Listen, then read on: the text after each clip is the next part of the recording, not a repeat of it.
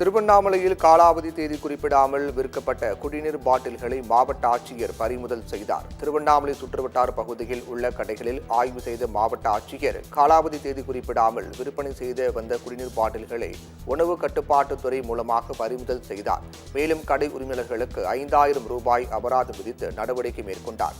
மேலும் அருகில் உள்ள தேநீர் கடைகளிலும் ஆய்வு நடத்தினார். இதனிடையே மாவட்டம் முழுவதும் ஆய்வு மேற்கொள்ள வேண்டும் என சமூக ஆர்வலர்கள் ஆட்சியருக்கு கோரிக்கை வைத்தனர்.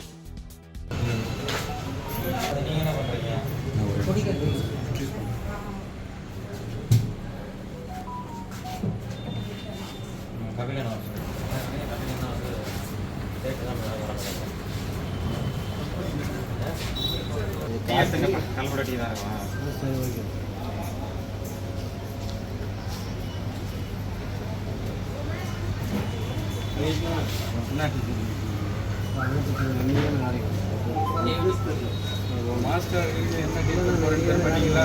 வேலைக்கு வந்தாலும் எந்த டீச்சர் விட்டா போட்டுருவீங்களா? உன்னை நம்பி தானே கடை விட்டு போகிறாங்க.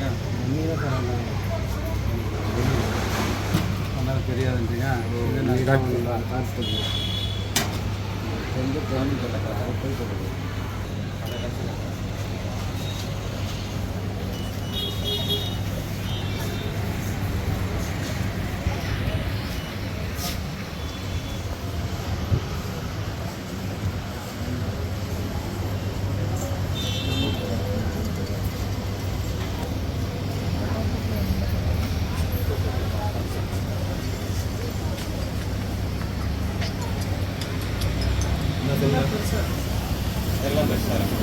இதில் பார்த்தீங்கன்னா என்ன இருந்தது?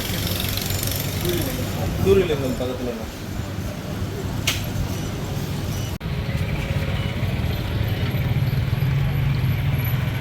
பாப்பா வயசு நான் கிட்ட கொஞ்சம் பின்னாடி எனக்கு பளிச்சுன்னு வருது.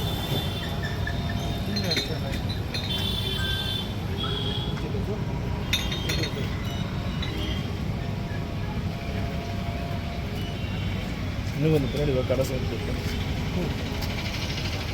கொஞ்சம் பின்னாடி வாங்க.